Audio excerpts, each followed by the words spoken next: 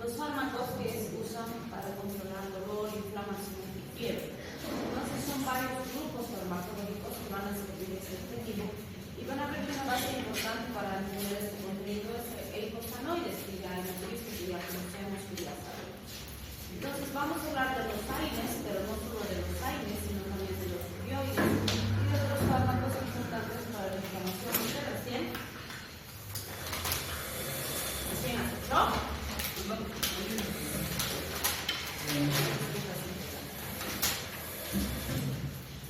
Bien, entonces nos interesa entenderlos, ver sus mecanismos de acción para ver su aplicación.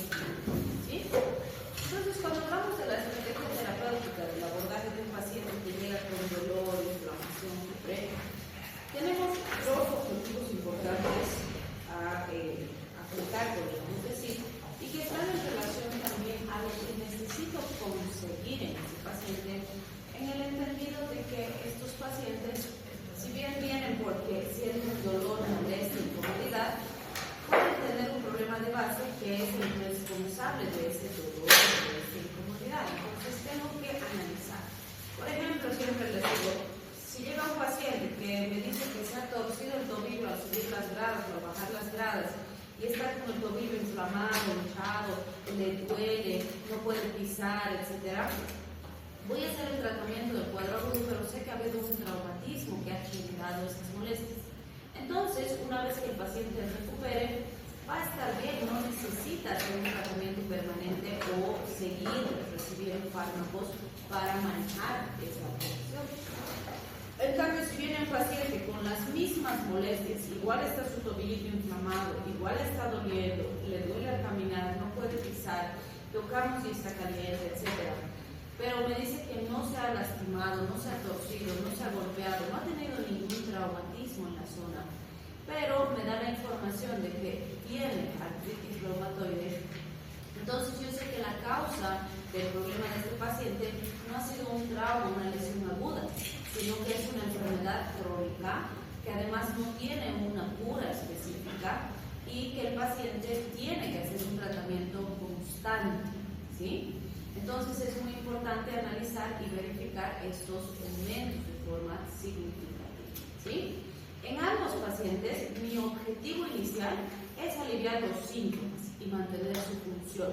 En ambos necesito controlar el dolor, la inflamación, bajar la fiebre, mejorar la funcionalidad de esa estructura.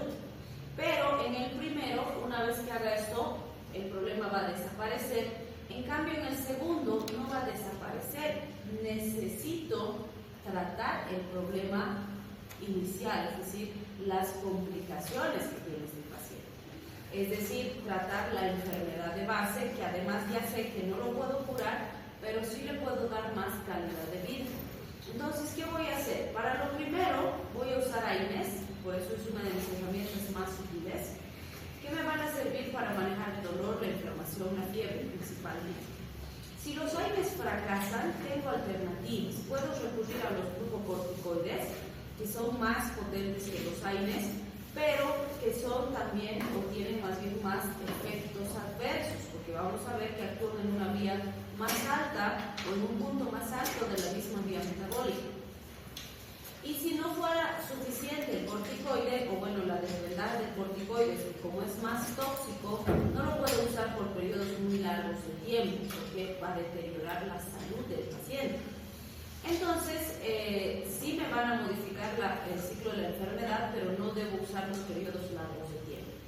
Puedo recurrir a los opioides si la intensidad del dolor es muy alta, ya sea de forma aguda o crónica, pero el opioide, porque es o tiene características de droga que puede producir tolerancia y dependencia, no se usa por periodos prolongados.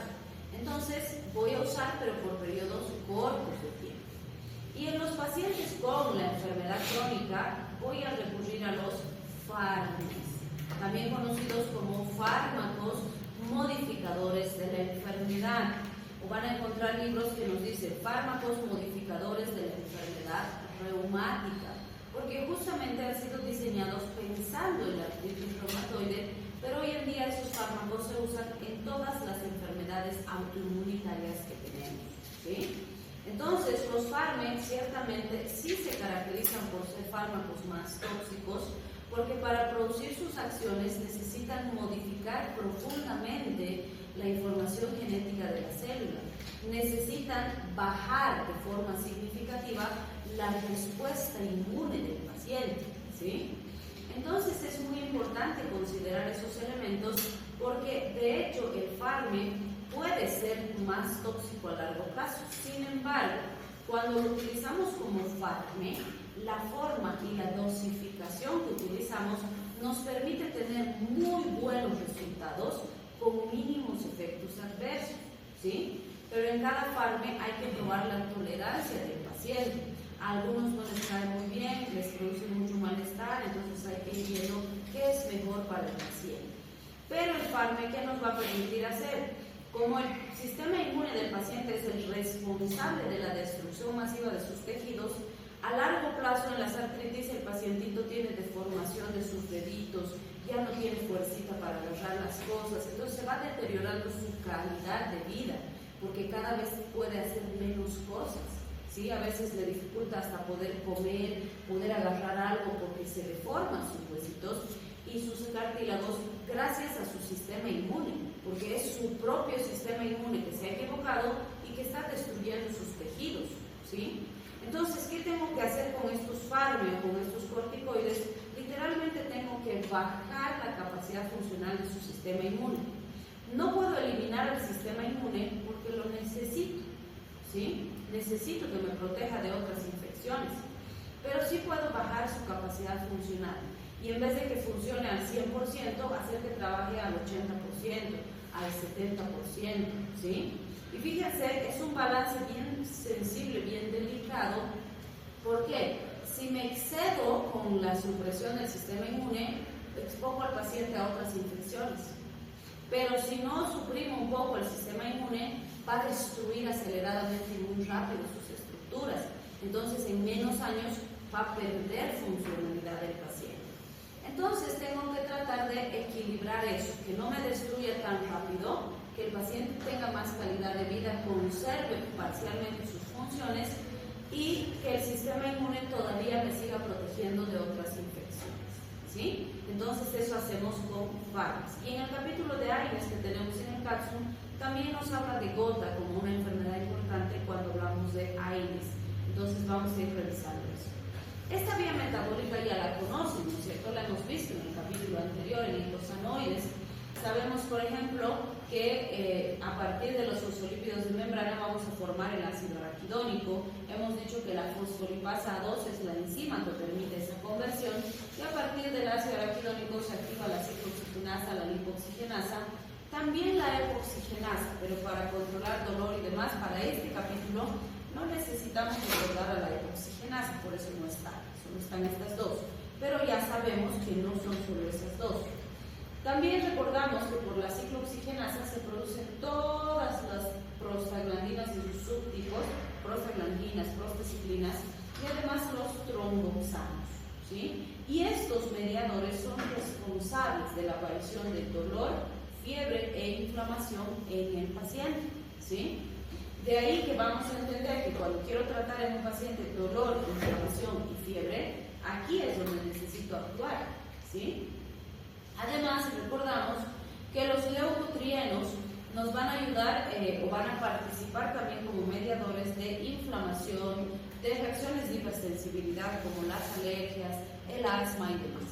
Entonces, también esto nos permite recordar que aquí vamos a querer actuar cuando tenemos pacientes con alergias, con hipersensibilidad, con cuadros de ese tipo.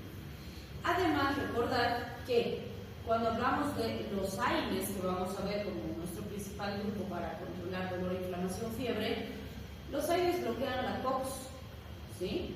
A esos se los ha denominado AINES, los inhibidores de la COX.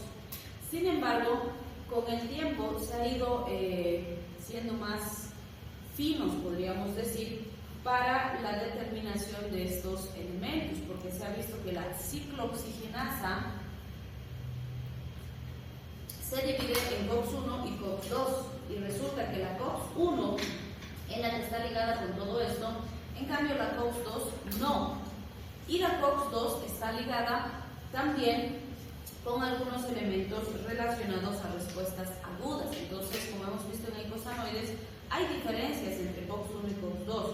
Básicamente diríamos que la COX-1 tiene relación con los efectos adversos y la COX-2 con los efectos terapéuticos. ¿En qué sentido? La COX-1 está altamente ligada con los mecanismos endógenos necesarios para la funcionalidad del organismo del paciente, es decir, por esta misma vía, por ejemplo, la producción de prostaglandinas en el estómago va a permitir la protección de la mucosa gástrica, ¿sí? En el riñón va a permitir la protección, la mantención de la perfusión adecuada a nivel renal para la estabilidad del paciente, para que el paciente esté bien, podríamos decir, ¿sí? Entonces, bloquear la COX-1 nos va a traer efectos adversos importantes en otros lugares que no necesitamos, y bloquear la COX-2 nos va a producir principalmente el control de estos elementos que son negativos y que sí queremos controlar. De ahí que se ha visto que los COX-2 selectivos o preferenciales son mejores fármacos cuando necesito controlar estos elementos. Ahora, como dijimos, si los AINES fracasan, vamos a recurrir a los corticoides. Los corticoides, ¿dónde actúan? Aquí, en la fosfolipasa A2, ¿sí? Es decir, bloquean a la fosfolipasa A2, y si bloqueo la fosfolipasa A2 no va a haber ácido araquidónico, por lo tanto todo lo que viene después no se va a producir. Es por eso que los corticoides son mucho más potentes que los AINES, pero tienen mucho más efectos adversos, porque están bloqueando muy arriba, inhiben más cosas, ¿sí? Además, aprovechamos este gráfico para hablar de los de los AINES duales. Cuando hablemos de los AINES duales, que lo vamos a ver más adelante, van a ver que el AINE dual bloquea la COX y la lipoxigenasa, es decir, va a bloquear las dos vías metabólicas, ¿sí? Y esto implica, evidentemente, que tengamos mejor control de algunas respuestas en el paciente. Y solamente vamos a ver que hay un AINE dual que actúa en las dos vías, el resto solo COX. Bien, otro elemento importante que necesitamos recordar para entender bien este capítulo es el dolor. ¿Y el dolor qué es? ¿Es un signo o es un síntoma?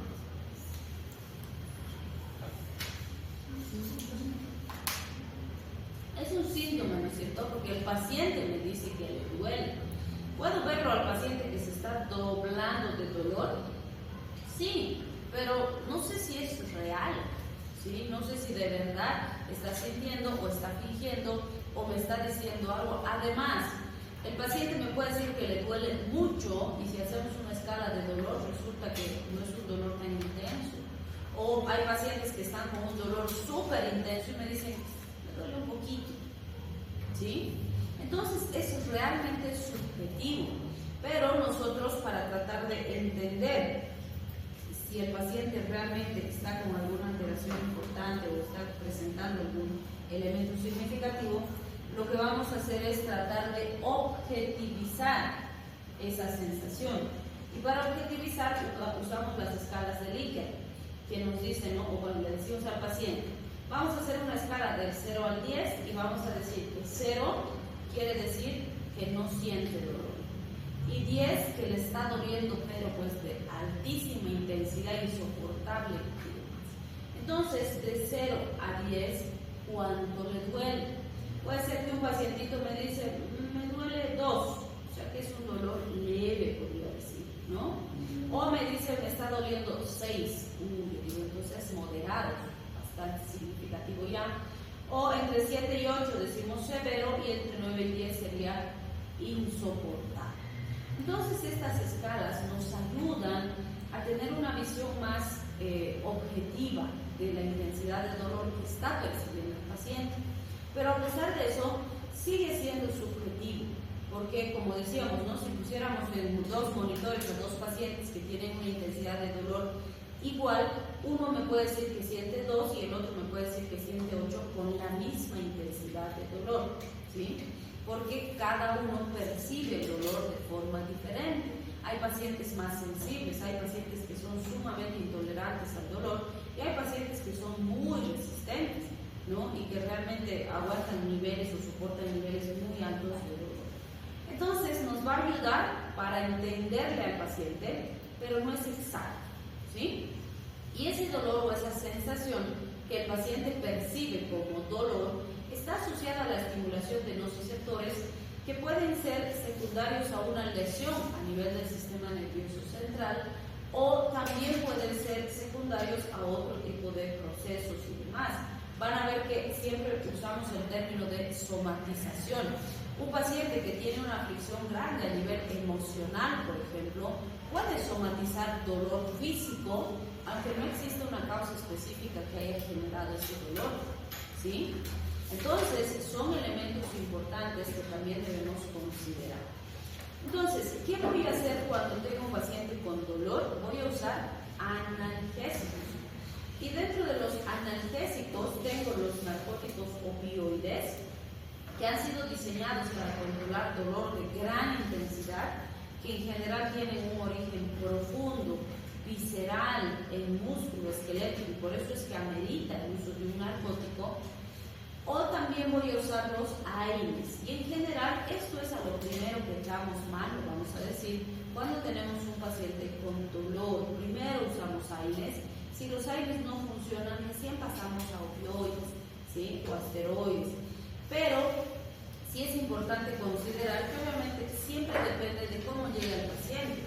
No es lo mismo un pacientito que llega con dolor porque se ha lastimado su piecito a un pacientito que llega con politraumatismos porque lo ha atropellado un camión, ¿sí? Entonces este otro, por la intensidad de las lesiones, el grado de complejidad de su cuadro, probablemente empiece directamente con opioides porque el dolor es muy intenso, ¿sí? Entonces depende del paciente, como siempre decimos. Los AINES normalmente los vamos a utilizar en pacientes que tienen dolor muscular, sobre todo músculo esquelético, que puede ser o no de origen inflamatorio, ¿sí? Pero sí es común que el dolor vaya asociado a inflamación, ¿sí? Por ejemplo, un paciente que está con faringoamigdalitis bacteriana, ¿tendrá dolor?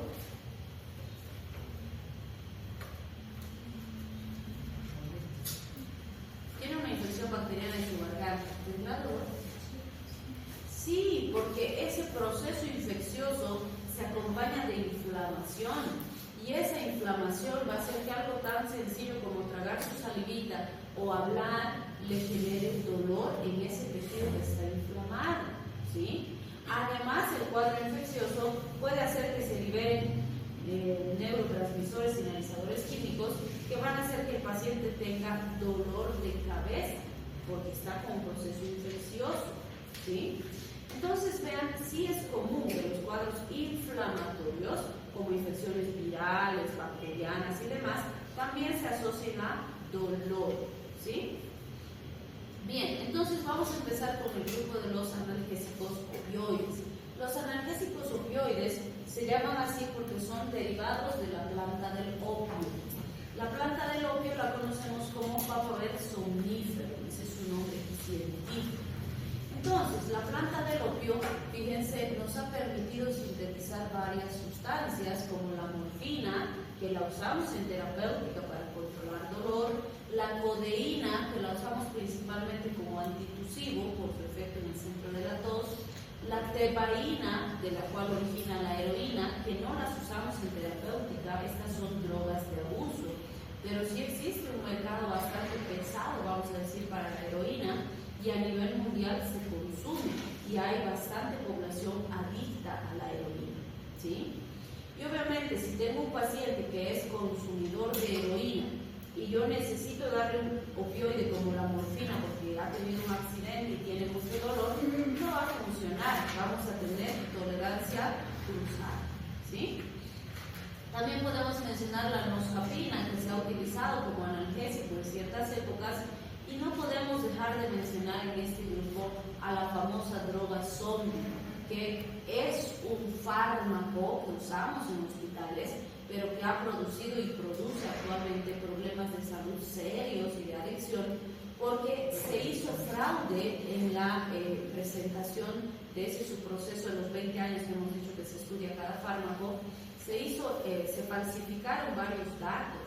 Entonces, cuando el fentanilo, que es la droga zombie, cuando el fentanilo salió al mercado, salió con la indicación de que era mucho más potente que la morfina, que eso es cierto, es abismalmente más potente, ahorita vamos a hacer la comparación, pero salió con la gran mentira de que no producía adicción, o que su potencial de producir adicción era mínimo comparado con la morfina.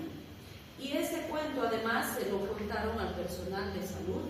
Entonces el propio personal de salud, y además que salió con mucho marketing y demás, y esa empresa se hizo millonaria con la venta del fentanilo, determinó que todo el personal de salud viendo, wow, buenísimo fármaco, no produce dependencia, entonces empezaron a dar para pacientes que necesitaban controlar dolor, y el paciente realmente siente el efecto, según lo que nos describe la literatura, pero instantáneamente, o sea, toma y pacientes que no podían caminar porque la espalda les reventaba de dolor, con el fentanilo podían trabajar, podían retomar sus actividades. Entonces, al inicio, el impacto que tuvo ese fármaco fue grandioso para los pacientes, pero el problema fue que esos pacientes rápidamente se hicieron adictos.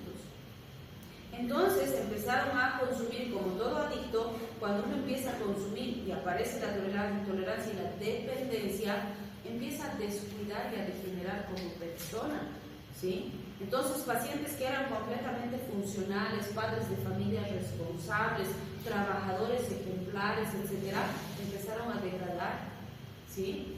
Porque empezaron a descuidar su cuidado personal, descuidar su familia, descuidar su trabajo, descuidar su propia salud por drogarse, ¿sí? Y en Estados Unidos actualmente tienen problemas bien serios porque tienen comunidades completas donde más del 90% de la población es adicta. Y por eso le dicen la droga zombie, porque esas personas literalmente no trabajan, no estudian, no producen nada, básicamente viven para drogarse, ¿sí? Y lo único que les interesa es conseguir la droga y seguirse drogando. Y pueden estar con heridas, se les está pudriendo la carne en el cuerpo, se les está infectando, un pie está con los huesos expuestos y no les interesa nada más que seguirse drogando, ¿sí? Entonces el dejar esto es terrible. Y sí, tristemente tenemos que mencionar también que tenemos personal de salud adicto a fentanilo, que hasta se roban los fármacos en hospitales porque no es fácil de conseguir. Debería ser, o bueno, es una droga peligrosa y solamente se maneja en ciertos servicios y con recetas valoradas, ¿no? Entonces, realmente ha habido millones de personas que han destruido su vida, han destruido sus familias por este tipo de fármacos, ¿sí? Y bueno, fentanilo no teníamos en el medio, pero ya sabemos que desde hace un par de años está entrando a nuestro país. Hay en Perú, hay en Brasil, hay en Colombia, está entrando a Bolivia. Entonces seguro que vamos a empezar a tener más población con este problema, ¿sí? Bien, entonces, ¿qué hacen los opioides? Inhiben la transmisión nerviosa, actúan en receptores de endorfinas y encefalinas y disminuyen la liberación de neurotransmisores. Si se dan cuenta, recordando nuestro sistema de transmisión neurológica, sabemos que la neurona presináptica libera el neurotransmisor y este actúa en receptores de la neurona postsináptica y eso produce el efecto, ¿no es cierto? Entonces son elementos importantes a considerar porque los opioides van a interferir en todo ese proceso, actuarían en los tres sitios, ¿no? En la presináptica van a inhibir la apertura de canales de calcio y eso va a evitar que se libere el neurotransmisor. Entonces ya hay un bloqueo importante a nivel presináptico. En la neurona postsináptica va a abrir canales de potasio produciendo hiperpolarización. Si la célula está en un estado de hiperpolarización, ¿qué ocurre? ¿Pasa el impulso nervioso? No pasa, pues, porque al estar hiperpolarizada no va a responder, no importa si la estimulamos, ¿sí? Y la inhibición de la deliriciclasa determina disminución del AMP cíclico que regula la liberación de neurotransmisores y la despolarización. Entonces son elementos importantes, muy importantes.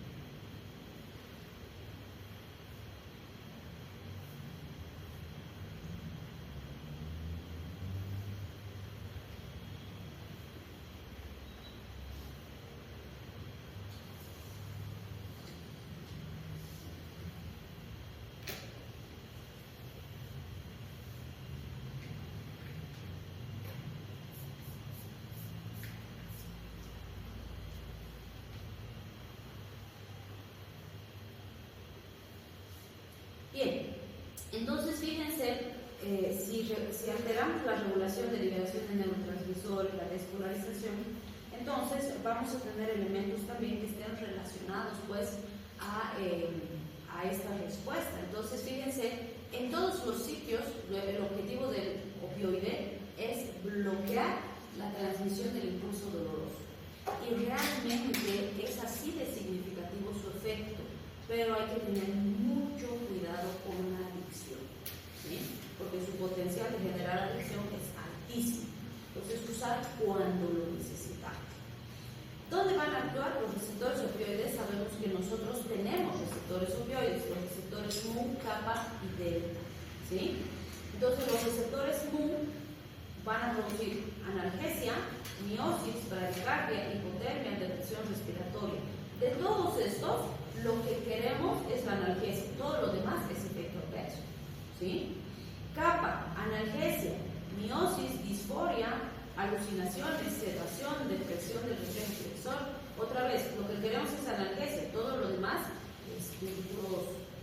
Delta, analgesia, también depresión respiratoria, tolerancia e hipotensión. Entonces, fíjense, en los tres receptores sí obtenemos lo que necesitamos, que es analgesia, pero todos los otros efectos son peligrosos. Y uno de los peligros más grandes cuando hablamos de los opioides es la depresión respiratoria, ¿sí? Que por eso se puede morir el paciente. Bien, fíjense aquí la comparación que nos hace en este grafiquito que tienen acá, no sé si se ve, pero fíjense los frasquitos. Me dicen, tengo aquí mis frasquitos y tengo distintos fármacos. Este es el fentanilo, ¿sí? Y fíjense, comparándolo con la morfina y con otros opioides, un puntito apenas de fentanilo me va a producir la misma potencia de acción que cientos de moléculas de los otros opioides, ¿sí? Son opioides. Entonces, esto determinado que realmente cuando salió, aquí tenemos el fentanilo, la meperidina, la morfina como tal, realmente la potencia era pues mágica. El paciente sentía como si con una mano le hubieran sacado el dolor de su cuerpo, ¿no? Y decía, wow, puedo caminar, puedo trabajar, puedo hacerme, no me duele, ¿sí? Pero es, o sea, un efecto del fármaco, pero la adicción después era lo que ha determinado terribles y desastrosos resultados. Fentanilo. ¿Qué? ¿Qué querías preguntar? Entonces, fíjense, aquí están las equivalencias. 0.1 miligramos de fentanilo, que es el más chiquitito, es el equivalente a 10 miligramos de morfina. Así es la diferencia de potencia. Y obviamente sí, la hidromorfona, la meperidina tienen niveles un poquito diferentes. Entonces, aquí vamos a ver las dosis de la morfina, que es la que más utilizamos en nuestros hospitales. La morfina va a actuar como agonista de receptores mu, kappa y delta, y su acción dura más o menos entre 3 a 4 horas, lo cual va a hacer que el paciente, cuando empiece a dejar de sentir los efectos, quiera repetir la dosificación, ¿sí? Entonces, la dosis habitual es de 2.5 hasta 20 miligramos como dosis intramuscular, subcutánea o intravenosa. Se puede calcular kilopeso a 0.05 miligramos por kilogramo intravenoso en 10 minutos, ¿sí?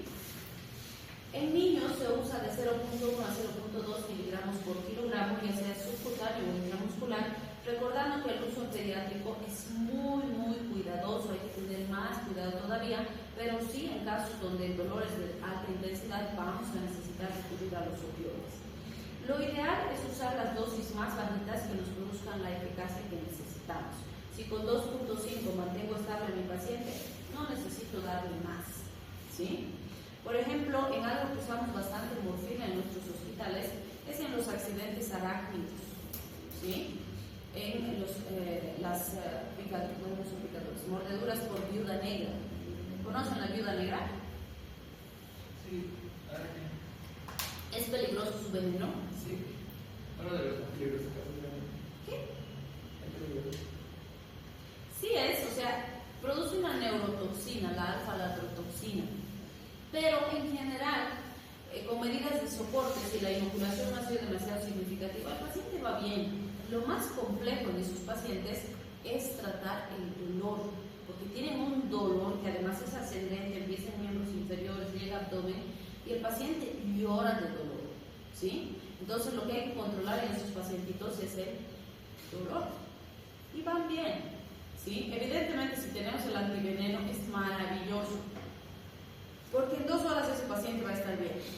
En cambio, si no tenemos antiveneno, en 2 días más o menos va a estar estable, ¿sí? Bien, fíjense, hay comprimidos de 10, 30, 60 y 100 miligramos, ampollas de 10 miligramos por ml, soluciones al 3%. En general, en nuestro medio usamos más de 10 miligramitos nada más. Bien, fíjense el fentanilo. Actúa también en receptores mu-kappa y delta. Vamos a ver que si tenemos pacientes con insuficiencia renal, deberíamos reducir las dosis entre 75 al 50%, dependiendo del grado de insuficiencia. Y para analgesia postquirúrgica, que es para lo que más usamos, se da un bolo de 1 a 2 microgramos por kilogramo y para mantenimiento de 1 a 2 microgramos kilogramo hora, es decir, con mucho cuidado o con microgotero o con bomba de infusión súper lentito y bien diluido. En niños de 5 a 10 microgramos por kilogramo cada 2 a 4 horas y en algunos procesos quirúrgicos invasivos están usando para la analgesia controlada por el paciente, ¿sí? ¿A qué se refiere eso? Por ejemplo, creo que siguen manteniendo a las pacientitas que les hacen liposucción y debe ser terriblemente doloroso, ¿no? Porque literalmente es como si con una cánula le van destruyendo el tejido graso para sacar, ¿no?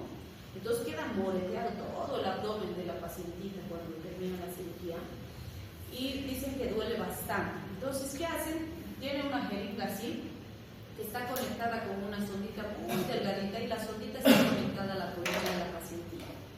Entonces le dicen, si te duele demasiado, te pasas un cc. Entonces la pacientita sola, ahí si siente mucho dolor, se va a pasar un cc. Y le dejan eso en general el primer y segundo día, nada más, después de retiro, ¿no? A eso se refiere con la analgesia controlada por el paciente, porque es el paciente el que va a decidir cuándo le está doliendo mucho y se va a pasar la dosis. Obviamente hay que explicarle los riesgos, ¿no? Porque si se pasa cada hora, pues ahí se nos puede complicar. Pero sí hacen en algunos tipos de cirugías.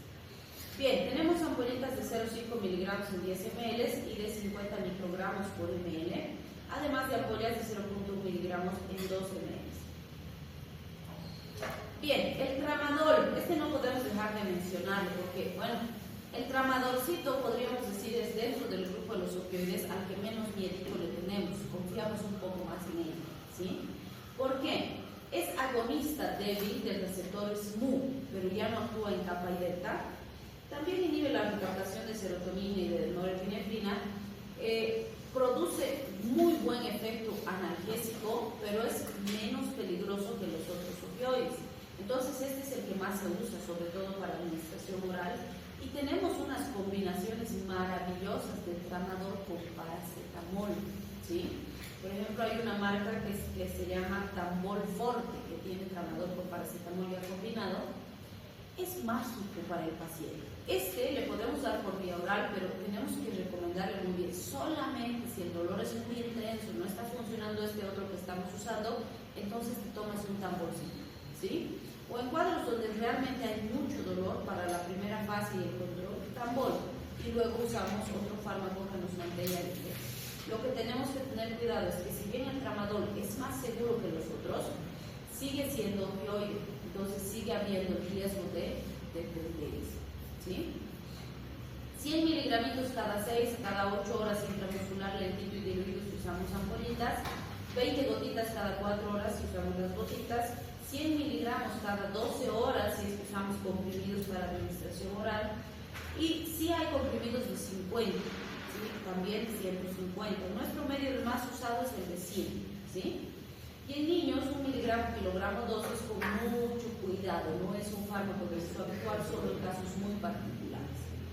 ¿Cuándo no se debe usar tramadol? En pacientes epilépticos, pacientes embarazadas, pacientes que están dando de lactar. Es muy importante si el paciente toma inhibidores de la MAO o depresores centrales, porque se puede potenciar la depresión central y sobre todo la depresión respiratoria, ¿sí? Bien, se puede diagnosticar mi paciente con opioides? Por supuesto que sí.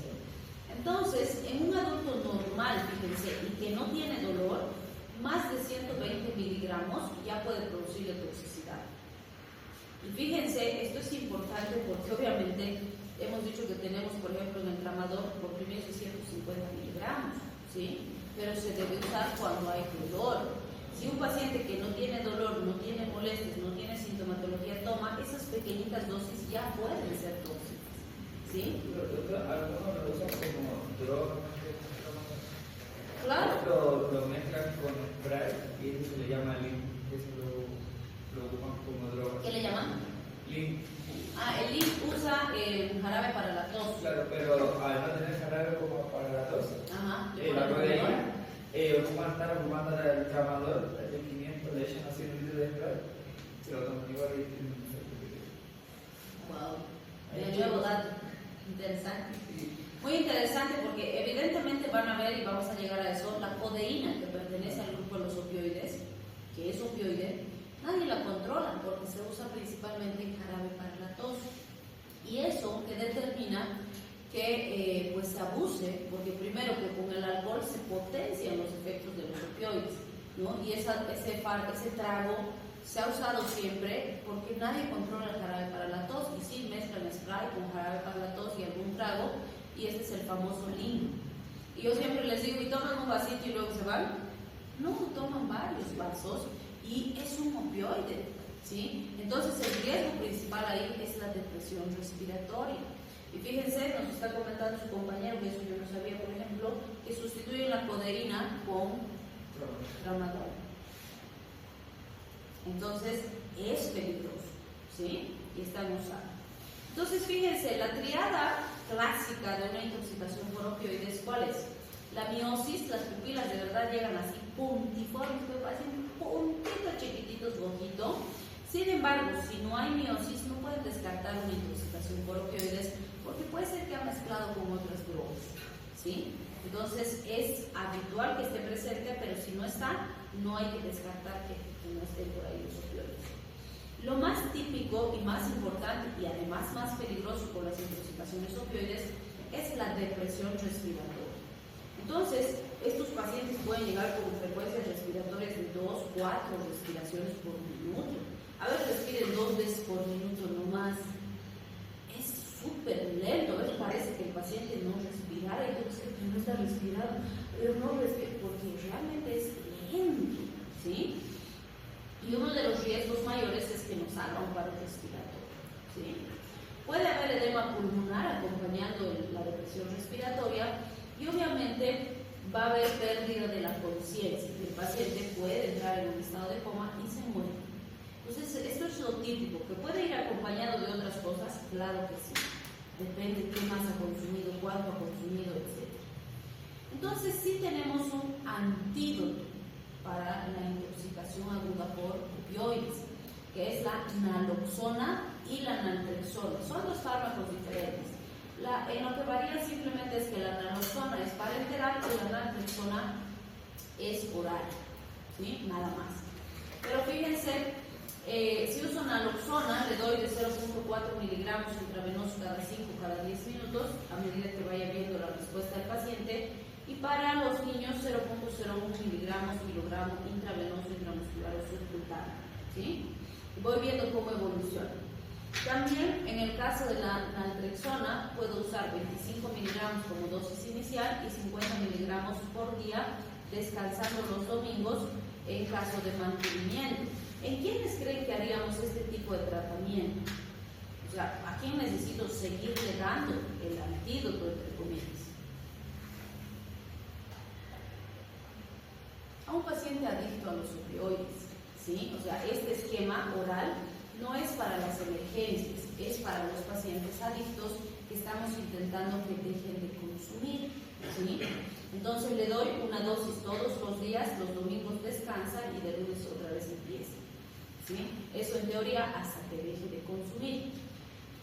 En el caso de las emergencias, donde estamos usando la naloxona así por vía parenteral, Si después de que hemos alcanzado los 10 miligramos como dosis total, el paciente no está reaccionando, hay que cuestionar que sea otra cosa que no sea opioide. Porque el opioide, en general, con la tercera o cuarta dosis que le pasamos, el paciente ya va a estar reaccionando, ¿sí? Entonces sí es muy importante.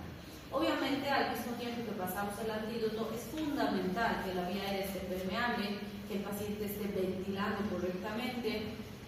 Y obviamente, pues sí es muy importante verificar que la función ventilatoria está adecuada durante la administración del antídoto y al finalizar también cuando vamos a dejar de darle el antídoto al paciente.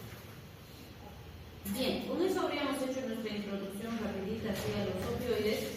Es muy importante considerar también el hecho de que vamos a utilizar los AINES como fármacos más importantes para el manejo del dolor leve a moderado. Entonces decimos, dolor leve a moderado, mejor AINES. Pero los AINES no nos van a servir solo para dolor, también nos van a servir para inflamación y también nos van a servir para la fiebre, ¿sí? Entonces tenemos una división en dos grandes grupos. Tenemos los analgésicos no opioides, pueden ser ácidos y ahí están los AINES. Pero también hay analgésicos no opioides no ácidos. En este grupo tenemos los derivados del para-aminofenol, butanonas. En este grupo está el paracetamol, ¿sí? ¿Por qué es importante eso? Porque por años lo hemos encasillado al paracetamol con los AINES y el paracetamol no es un AINE, ¿sí? Pertenece al grupo de los analgésicos no opioides no ácidos derivados del para-aminofenol, ¿sí?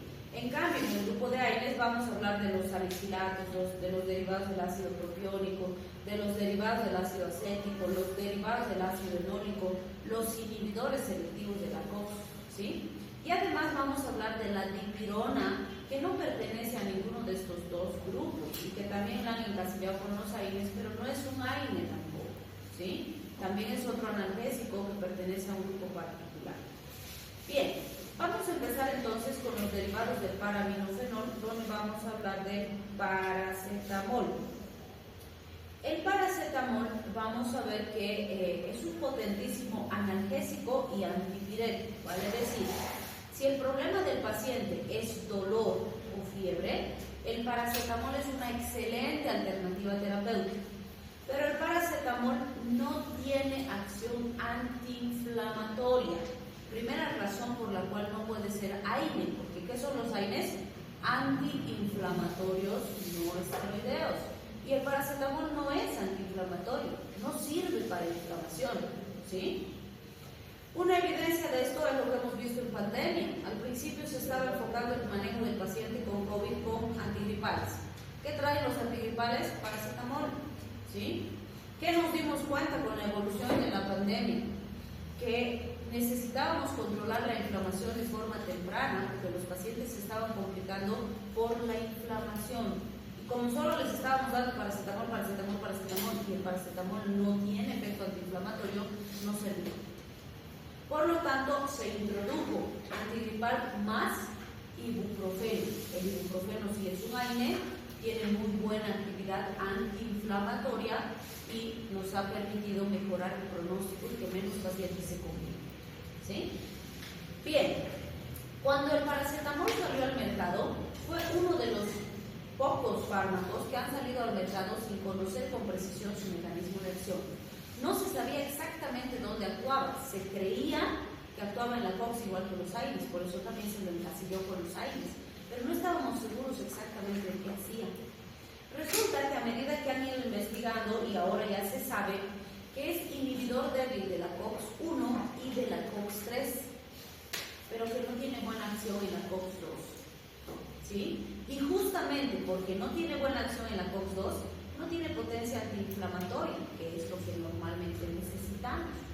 Pero su acción en la COX-1 y en la COX-3, además a nivel central, determina que sea excelente para controlar el dolor, ¿sí?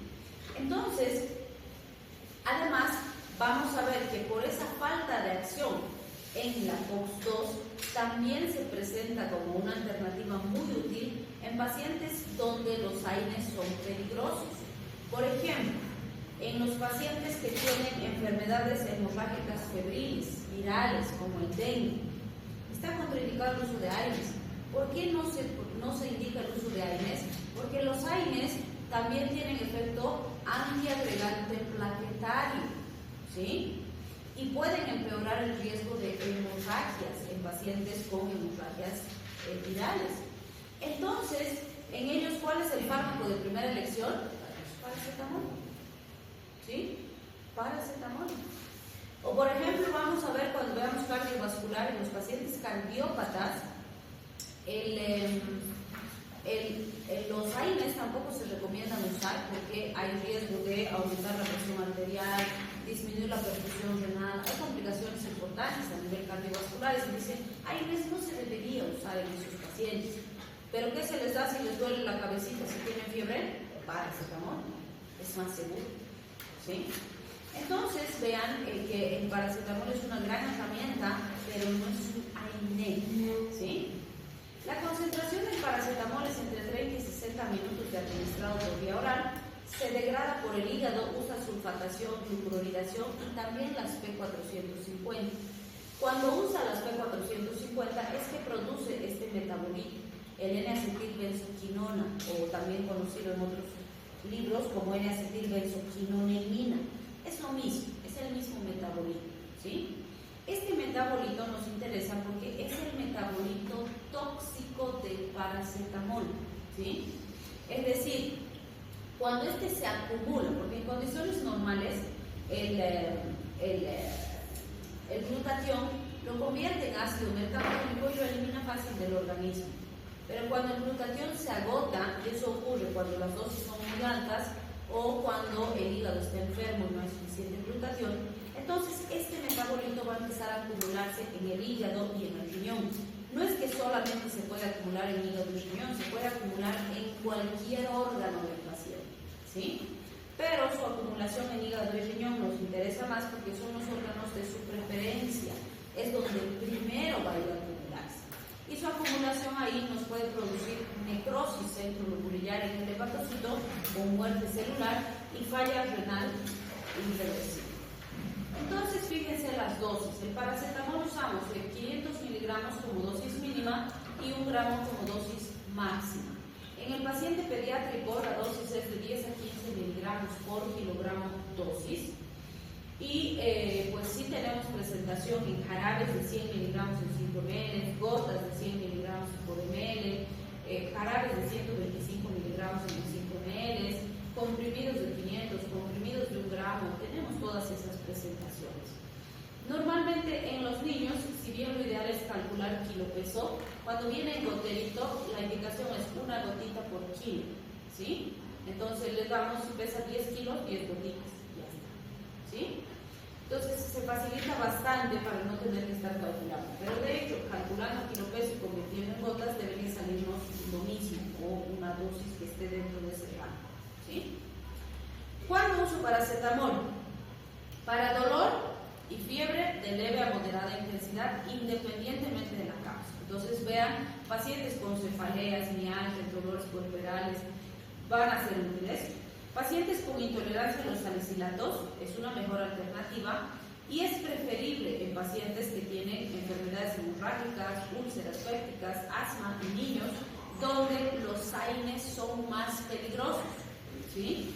Entonces es preferible aún antes de los AINES, ¿sí? Evidentemente tengo que analizar el riesgo-beneficio.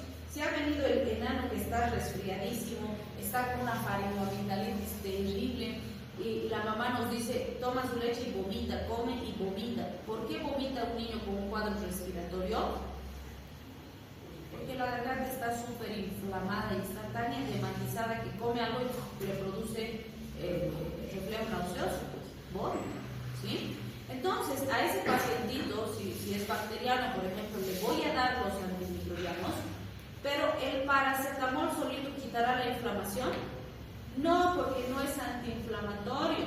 Claro, le va a bajar la fiebre, le va a quitar el dolor, pero va a seguir vomitando ese pequeño, ¿sí? Entonces, si tengo una situación de esas características y veo que hay inflamación importante, sí es mejor darle un AINE que darle paracetamol nomás.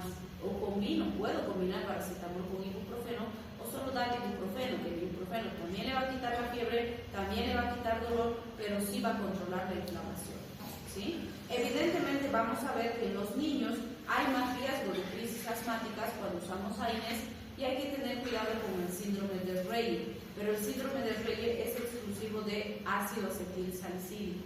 Con ibuprofeno no se ha descrito, con diclofenaco tampoco, con otros AINES tampoco, ¿sí? Entonces esos elementos son importantes que ustedes orienten a la población de cómo los van a manejar o cómo van a hacer con el paciente. Ahora, sí es muy importante recordar lo siguiente cuando hablamos de fiebre. Si el pacientito tiene fiebre, yo tengo que enseñarle a la mamá a usar medios físicos para ayudar a controlar la fiebre sin intoxicar al paciente con fármacos, porque la mamá quiere darle y que desaparezca la fiebre. Y no, el fármaco, hemos dicho, no es varita mágica, la fiebre no va a desaparecer, ¿sí? Tiene que seguir su proceso. Además, si es una infección bacteriana, tenemos que atacar a las bacterias y más o menos al segundo o tercer día recién voy a tener un control más eficaz de la fiebre y los otros síntomas, porque recién he logrado bajar la carga bacteriana lo suficiente, ¿sí? Entonces, a pesar de que lo estemos medicando, la fiebre va a volver los primeros días. Por eso normalmente los 2 a 3 primeros días le damos el fármaco en horario para tratar de mantener estable la fiebre. Y la razón de controlar la fiebre de forma intensa o agresiva, vamos a decir, es que si no hago un buen control, el paciente empieza a convulsionar. Los niños convulsionan súper fácil con fiebre. Entonces, es muy importante controlar fiebre. ¿Quieres descansar un ratito? Sí. Ya, sí.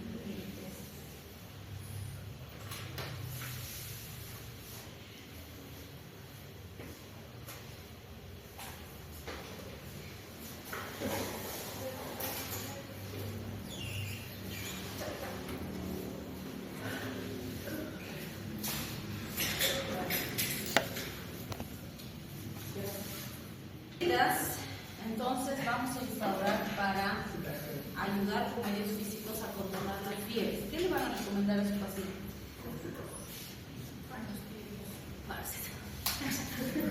Aparte pues del pan. Pañitos tibios. Ya. Número 1. ¿Hay que abrigar al paciente? No. No. Entonces. Espera, porque se va a caer la temperatura de grupo porque claro, no lo vas a sacar al viento para que se enfríe, ¿no ves? Entonces, en el cuarto que está controlado, con ventilador, no, tampoco. Entonces, en el cuarto donde el ambiente está controlado, las ventanitas están cerradas y no está corriendo la brisa, sí, ahí el pacientito debe estar desabrigado. ¿Qué quiere decir? Si usa pañalito, solo con su pañalito, puesta alguna solerita delgada, nada más. Pero está enfermito, por eso. Porque si está enfermito, la recomendación de la abuelita que era chompa, chamarra, chulo, así sus ojitos nomás salen como esquimal del pobre, guantes, todo le ponen y está con fiebre. Entonces todo eso está evitando que su cuerpito pierda calor. Entonces hace que la fiebre empeore, ¿sí? No estamos dejando que pierda temperatura. Entonces tiene que estar pelado, sí. Descubierto, sin mediecitas, sin chompa, sin chamarra, sin pantalón, sí. Solo con su ropita interior y una solerita delgada ya está suficiente. Eso nos va a ayudar a que pierda calor su cuerpito, ¿sí? Segundo, pañitos húmedos, tibios, con agüita tibia, humedezco a la frentecita, a las axilitas, al pechito, al estomaguito, lo que poner el pequeñito o el pacientito, ¿sí? No agua fría, ¿sí? Tampoco hay que meterlo a la ducha fría, no. Puede empeorar el problema o se nos va a complicar. Entonces, eso va a servir hasta que el fármaco esté produciendo su acción. Si no funciona eso, ¿qué tengo que hacer? Sí tengo que duchar al paciente. Y sí, es muy importante considerar que pues la ducha en este caso es una ducha de control térmico, no es para limpieza, no necesito pasarle champú, que jabón, no, es para bajarle la temperatura. Entonces, ¿qué voy a hacer? Voy a agarrar un bañador grande, lo voy a poner abajo de la ducha, voy a recibir agüita tibia lo voy a sentar al pacientito y con un bañadorcito desde la cabecita le voy a ir echando unos 10 a 15 minutos. Con eso, el pacientito primero que se va a relajar. Segundo, eso nos va a ayudar de forma muy significativa a perder calor. Y cuando lo saquemos de la ducha, la temperatura ya no está alta. Y hasta eso el fármaco ya está produciendo su acción. ¿Sí? Evidentemente, súper importante con esto de la ducha, cuando sale de la ducha el paciente no lo puede hacer pasar muy frío. Entonces, bien abrigadito. Si la ducha, por ejemplo, si hay casas donde allá es el cuarto y allá en la otra esquina es el baño, no lo voy a llevar a bañar ahí, luego mojado, lo voy a sacar y por todo el patio lo voy a hacer pasear hasta llegar al cuarto. No. En todo caso, llevo la bañera con agüita caliente al cuarto, ahí lo baño, lo seco biencito y lo pongo en la cama. ¿Sí? Entonces, muy importante, después de esa ducha, secarle bien el cabellito, sobre todo al pacientito, secarlo biencito y volverle a poner ropa ligera. Su pañalito con su polerita o su solerita y ya está, suficiente. Y así controlamos mejor una fiebre. ¿Sí? Siempre les digo yo, en ningún lugar dice que el paciente no se tiene que bañar cuando está resfriado. Mentira, es eso que no se tiene que bañar. ¿Sí? Entonces, aquí se inventan con cualquier excusa que el paciente no se bañe, que está menstruando que no se tiene que bañar, que está resfriado que no se tiene que bañar, que está tomando no sé qué fármaco que no se tiene que bañar. Eso no existe, no aplica así. ¿Sí? Sin embargo, el otro día chismeando con una amiguis de la caja, me dice, Pame, nosotros en la pandemia a todos los adultos mayores les hemos dicho que no se bañan 2 semanas. Yo le miro así, ¿ah? ¿Y dónde dice eso? Y me dice, es que ya sabemos que no dice en ningún lado, pero ¿qué pasaba?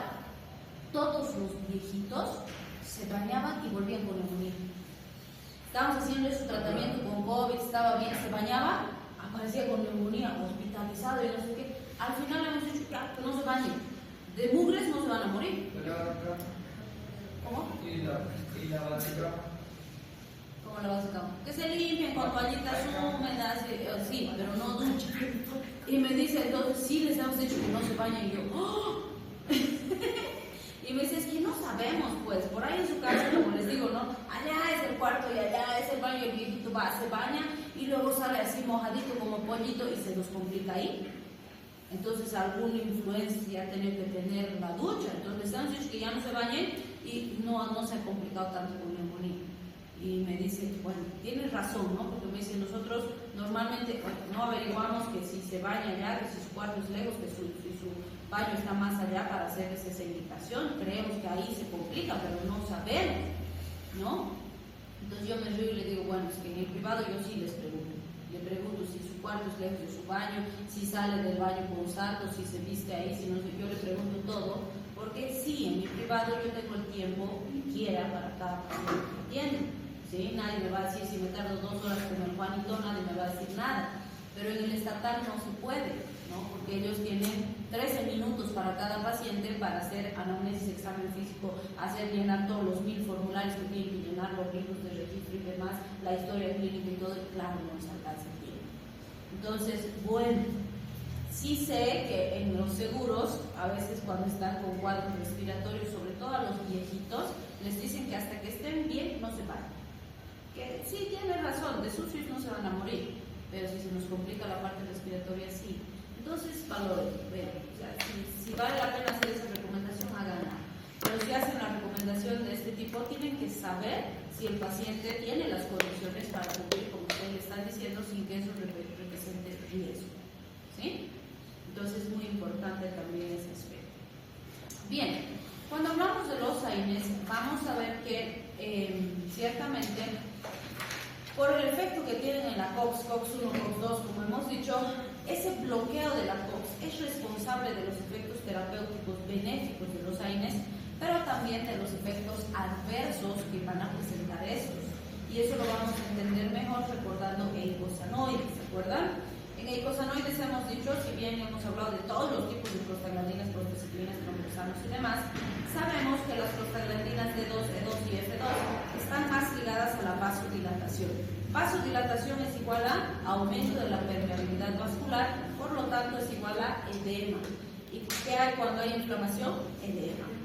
¿Sí? Entonces, estas prostaglandinas son las responsables de la inflamación en el paciente, pero además sensibilizan las fibras nociceptivas a la estimulación por otros mediadores inflamatorios. Entonces, controlar estas nos va a ayudar a controlar la inflamación. ¿Sí? Los tromboxanos sabemos que están íntimamente ligados con la agregación plaquetaria y son potentes vasoconstrictores. Entonces vamos a ver que normalmente no estimulamos a los tromboxanos, sino que usamos inhibidores de los tromboxanos, como lo hace la aspirina cuando actúa como antiagregante plaquetario. Las prostaciclinas sí producen los efectos opuestos, inhiben la agregación plaquetaria y generan vasodilatación. Entonces vamos a ver que por ese efecto sí es deseable buscar esa respuesta en algunos casos en particular.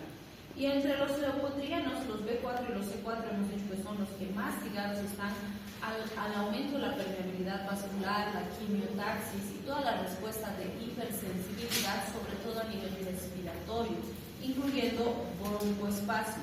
Entonces vamos a ver que los inhibidores de leucotrienos, como hemos visto en eicosanoides, el montelukasa, fitucasa y demás, son muy útiles en pacientes con asma, con hipersensibilidad, pacientes con situaciones de alergias crónicas y demás, porque nos ayudan a disminuir la hiperreactividad del paciente. ¿Sí?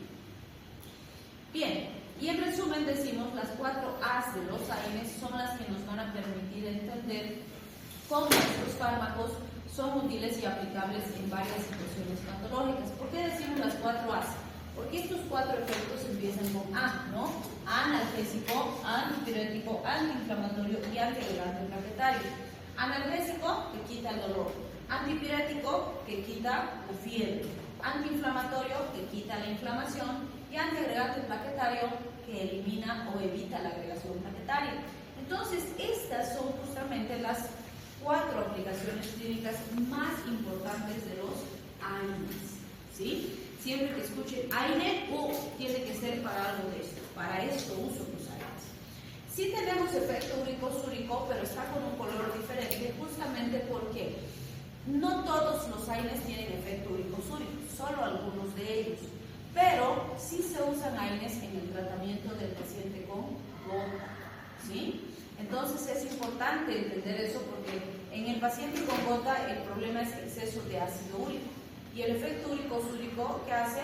Aumenta la eliminación de ácido úrico por la orina. Entonces puede ser más útil. ¿Sí? Entonces vamos a ir desglosando con los AINES cuando veamos estas características. Y finalmente, si hablamos de los efectos adversos de los AINES, vamos a ver que son muchos. Es cierto que el más conocido es este, los efectos gastrointestinales, las ulceropatías, las gastritis, las lesiones de la mucosa gástrica, porque hay una disminución significativa de los mecanismos de protección que dependen de las prostaglandinas, ¿sí? Pero no es lo único lo que pueden afectar los AINES. Fíjense, pueden producir alteraciones a nivel central como cefaleas, acúfenos, mareos, tinnitus. Es más, los tinnitus, los que empieza a escuchar el paciente, son uno de los principales signos de intoxicación por AINES, ¿sí? Entonces es una característica importante. A nivel cardiovascular, y esto es bien importante y es la razón por la que en general se dice que los cardiópatas no deberían usar AINES, porque fíjense, puede favorecer la retención de líquidos, subir la presión arterial, generar edema y descompensar una insuficiencia cardíaca congestiva. Por eso es que los AINES son peligrosos en los cardiópatas. Pero no quiere decir que nunca vamos a usar. Vamos a ver que analizando riesgo-beneficio, a veces podríamos usar. Pero si el paciente tiene fiebre, tiene dolor y es cardiópata, es mejor paracetamol que AINES. Es más seguro, ¿sí? Bien, a nivel hematológico también se han descrito trombocitopenias, neutropenias, anemias aplásicas, pero son rarísimas, no es algo común. A nivel hepático se ha visto insuficiencia hepática. Este sí es bien importante. En pulmones se ha descrito que pueden producir irritación de la vía respiratoria y generar crisis asmatiformes, los AINES. Con el que más se ha descrito esa complicación es con el ácido acetil salicílico, ¿sí? Pero sí existe evidencia de que, por ejemplo, el ibuprofeno y el diclofenaco también son más hiperreactivos. Por eso es que van a ver que si tengo pacientitos pediátricos, que son hiperreactivos, hay que tener más cuidado con el uso de AINES. O por ejemplo, si son pacientitos que tienen hipertrofia de cornetes, tienen poliposis nasales y demás, está contraindicado el uso de AINES, ¿sí? Entonces, sí hay que analizar esas características.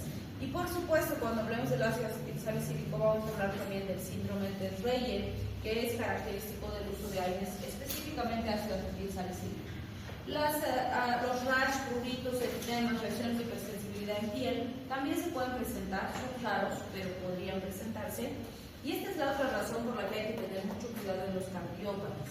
A nivel renal, puede precipitar insuficiencia renal, hiperpotasemia y proteinuria, ¿vale? Es decir, sabemos que en los cardiópatas hay que cuidar mucho el riñoncito porque este va a compensar cuando este esté fracasando y que los dos órganos son vitales para el funcionamiento del sistema cardiovascular. Entonces, sí ha pasado que han quedado pacientes con insuficiencia renal por tomar demasiada cantidad o demasiado tiempo ibuprofeno o diclofenaquito no más, como decía el paciente. Entonces, hay que tener cuidado con la falla funcional de estos órganos, ¿sí? Así que si son nefrópatas, son cardiópatas, más seguro que los AINES, paracetamol, ¿sí? Bien, vamos a quedar aquí. La siguiente clase vamos a hablar del ácido acetil salicílico, más conocido como aspirina.